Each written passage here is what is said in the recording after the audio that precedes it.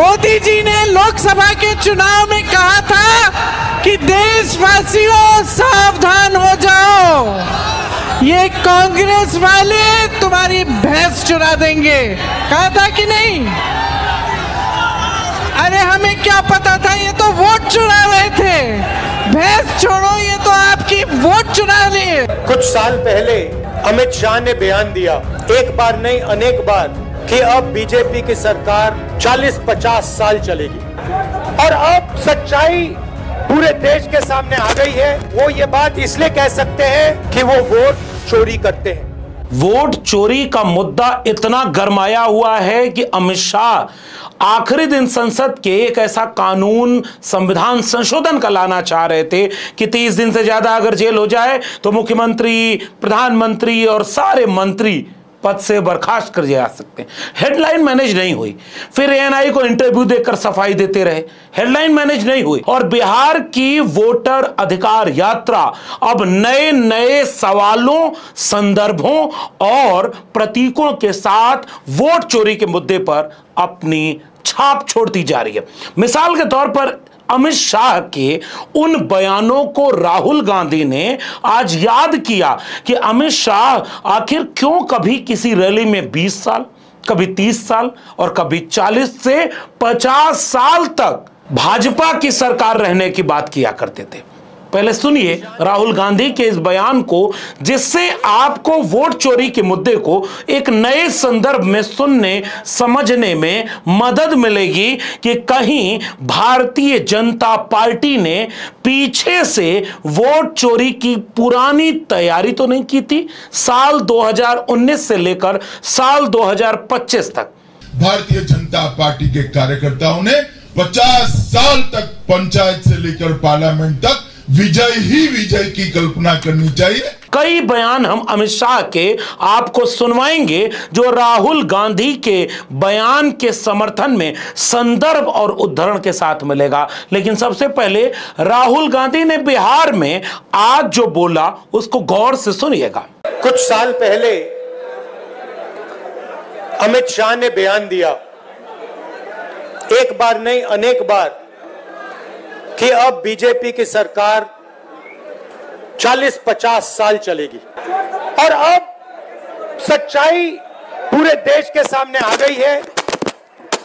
वो ये बात इसलिए कह सकते हैं कि वो वोट चोरी करते हैं। अब राहुल गांधी ने जिस संदर्भ से ये बात बोली है वो आप भी समझ रहे हैं। भारतीय जनता पार्टी की नई वाली जो पूरी खेप आई, प्रधानमंत्री नरेंद्र मोदी, गृह मंत्री अमित शाह और ये जो नई वाली बीजेपी है जिसने एक एक करके बाकी तमाम आवाजों को हाशिए पर डाल दिया। आज तो बहुत सारे मंत्रियों के, सांसदों के आप नाम भी नहीं जानते। किसी को निशिकांत दुबे बनना पड़ता है तो किसी को रवि किशन बनना पड़ता है, कि कोई समोसे पर बात करे तो कोई हिंदू मुसलमान करे, बाकी को आप नाम नहीं जानते। डिसीजन मेकिंग यही लोग लेते हैं। तो राहुल गांधी ने ये इशारा किया कि आखिर वो कौन सी चीज थी कि गृह मंत्री अमित शाह को इतना कॉन्फिडेंस रहता है कि वो 20 साल से 50 साल बीजेपी का राज करने की बात किया करते थे। अब मैं चाहता हूं कि सबसे पहले संदर्भ के साथ 2-3 बयान अमित शाह के, कुछ बीजेपी के ट्वीट आप एक साथ जरा सुनिए कि कैसे आज से 5 साल 10 साल पहले अमित शाह क्या बोला करते थे बीजेपी के शासन के बारे में। चुनावी सफलता एक 5 साल की, 10 साल की, 15 साल की नहीं चलेगी। जिस प्रकार से आजादी के बाद कांग्रेस को एक लंबे समय तक पार्लियामेंट से पंचायत से पार्लियामेंट तक 50 साल तक शासन करने का मौका मिला, भारतीय जनता पार्टी के कार्यकर्ताओं ने 50 साल तक पंचायत से लेकर पार्लियामेंट तक विजय ही विजय की कल्पना करनी चाहिए। और मान्यवर उनको ये होगा कि शायद हम आएंगे तो बदलेंगे। भाई बहुत देर है, 15-20 साल तक किसी का नंबर नहीं लगने वाला। आप जरा भी चिंता मत करिए, जो कुछ करना है हमें ही करना है लंबे से। और अब हर रोज कह रहे हैं कि आप हमेशा है नहीं, आप हमेशा नहीं रहेंगे, आप हमेशा कर, तो मुझे मालूम नहीं साहब। मैं 61 का हुआ हूं, 14 से 30 साल तक भारतीय जनता पार्टी की ही सरकार रहने वाली है। मैं चिदंबरम साहब को कहना चाहता हूं, आप डाल दो, भारतीय जनता पार्टी की सरकार में जी। इन तमाम बयानों को सुनने के बाद आपको लगेगा कि भाई कोई भी नेता स्वाभाविक तौर पर बड़ी बड़ी बातें बोलता है, अपने कार्यकर्ताओं में आत्मविश्वास के लिए, अपने पूरी पार्टी में कैडर को एनर्जेटिक करने के लिए। अमित शाह ने भी यही बोला, लेकिन ऐसा किसी और ने क्यों नहीं कभी बोला। हरियाणा में चुनाव था तो एक बयान बड़ा वायरल हुआ कि चाहे कुछ भी कर लो सरकार बीजेपी की बननी है, कि भारतीय जनता पार्टी एक तरफा सरकार बना रही है, हमारे पास सारी व्यवस्थाएं हैं, आप चिंता मत करिए। गृह मंत्री अमित शाह कितनी बार बोलते हुए सुनाई दिए कि हमें वो वाला काम करना है कि हमारी सरकार 5 साल 10 साल वाला मामला नहीं हो, कांग्रेस जैसे 60 साल राज की वैसे 50-60 साल राज करें। और आप एक शिगुफा देखेंगे, सबसे पहले 2022 तक हर घर को छत मिल जाएगी, 2022 तक किसानों की आय दुगनी हो जाएगी, 2022 तक हर तरह की समस्याएं सुलझ जाएंगी, 2022 तक इतने स्मार्ट सिटी बन जाएंगे, इतना स्मार्ट गांव बन जाएंगे, इतनी बुलेट ट्रेन चल जाएगी। बीजेपी ने 2013-14 से लेकर 2018-19 तक यह भाषा बोली, 2022 तक हर सर के ऊपर छत, यानी सबको घर मिल जाएगा। और चुनाव आयुक्त कह रहे हैं कि जिसके पास घर नहीं होता उसके पास मकान नंबर 0 होता है। तो बीजेपी गलत या चुनाव आयोग गलत, दोनों में से कौन गलत? निर्णय आप पर छोड़ता हूं कि अगर 2022 तक सबको घर मिल गया तो मकान नंबर 0 क्यों है, और अगर घर नहीं मिला तो मोदी झूठे हैं कि नहीं। तो बाकी न्यायों को छोड़ देते हैं। और अब इन सवालों को संदर्भों के साथ समझिए कि 2022 की बात के बाद अब बीजेपी 2047 की बात करती है। 2047 आजादी के 100 साल होंगे। एक तरफ आरएसएस के 100 साल पे कार्यक्रम चल रहे हैं, आरएसएस के गुणगान गाए जा रहे हैं लाल किले की प्राचीर से। उस संगठन का जिसका एक दस्तावेज पुराना वायरल हो गया कि ब्रिटिश हुकूमत ने आरएसएस को एक प्रमाण पत्र दिया कि अपने जन्म काल 1925 से लेकर 1947 तक आरएसएस ने एक बार भी अंग्रेजों के विरोध में होने वाले किसी आंदोलन में भाग नहीं लिया। उस आरएसएस की तारीफ करके बीजेपी और आरएसएस के झगड़े को मैनेज करने में मोदी और शाह की पूरी जान लगी हुई है, पूरी जान लगी हुई है, उसी में झोंके पड़े अपने को। लेकिन इस बात को राहुल गांधी ने बड़े करीने से पकड़ा कि ये बार बार इस समय आत्मविश्वास से कैसे कहते थे 25 साल 50 साल सरकार चलेगी। और फिर राहुल गांधी ने एक और संदर्भ दिया कि कैसे इलेक्शन कमिश्नर के अपॉइंटमेंट में उनके ऊपर कोई आपराधिक मामले नहीं चल सकते, उनकी पूरी प्रक्रिया को बदला क्योंकि चोरी पकड़ में आने वाली थी। उनको भी पता था कि वो चोरी कर रहे हैं, आज नहीं कल पकड़ में आती। फिर राहुल गांधी ने एक बड़ा अच्छा संदर्भ दिया कि पहले 5 रुपया 10 रुपया चोरी करते थे, अचानक उन्होंने हरियाणा महाराष्ट्र में बड़ी चोरी कर ली, इसलिए भंडाफोड़ हो गया। इसीलिए कह रहा हूं 2020 के चुनाव में तेजस्वी यादव बार बार कहते थे कि बिहार में चोरी हुई है, अखिलेश यादव 2022 में बार बार कहते थे कि चोरी हुई है, 24 में भी चोरी हुई, फर्रुखाबाद से लेकर बांसगांव तक कई तरह के, और बाकी चोरी तो पीपीटी में सामने आई गई। और दूसरी तरफ इन चोरियों के बरक्स एक वैचारिक लड़ाई की बात भी इस बिहार की यात्रा से हो रही है। 2023 में बीजेपी ने एक नया कानून बनाया। क्या था कि इलेक्शन कमिश्नर पर कोई केस नहीं लगाया जा सकता है। आप सोचिए, हिंदुस्तान के सब नागरिक पर केस लगाया जा सकता है। आप कुछ गलत करो, पुलिस आ जाएगी, एफआईआर हो जाएगा। 2023 तक इलेक्शन कमीशन और इलेक्शन कमिश्नर पर केस किया जा सकता था। 2023 में छुपे छुपे बीजेपी ने कानून बदला। नया कानून कहता है कि इलेक्शन कमिश्नर पर कोई जुडिशियल कार्रवाई नहीं की जा सकती, कोई केस नहीं लगाया जा सकता। अब आप पूछिए अपने आप से कि यह कानून क्यों बनाया गया?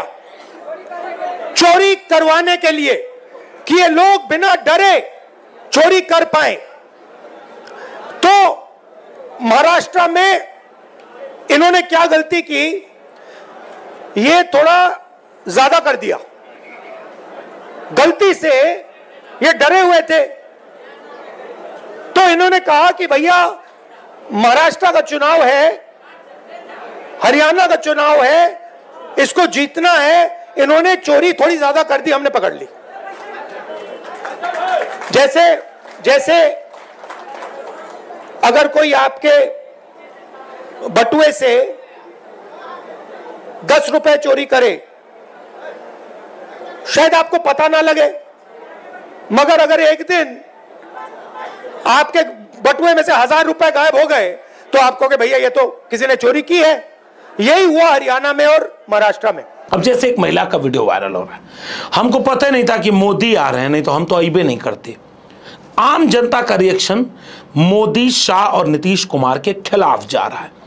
इसलिए अशोक चौधरी, शांभवी चौधरी जो उनकी बेटी है, चिराग पासवान के कोटे, आरएसएस कोटे से सांसद हैं, उनका कार्यक्रम है। और बिहार के नौजवान अगर नारे लगा दें तो अशोक चौधरी नामक जेडीयू का राजनेता, बिहार सरकार का मंत्री धमकाएगा बिहार के नौजवानों को। ये सब डीसीपी साहब देखिए, सबके ऊपर मुकदमा ठोकिए।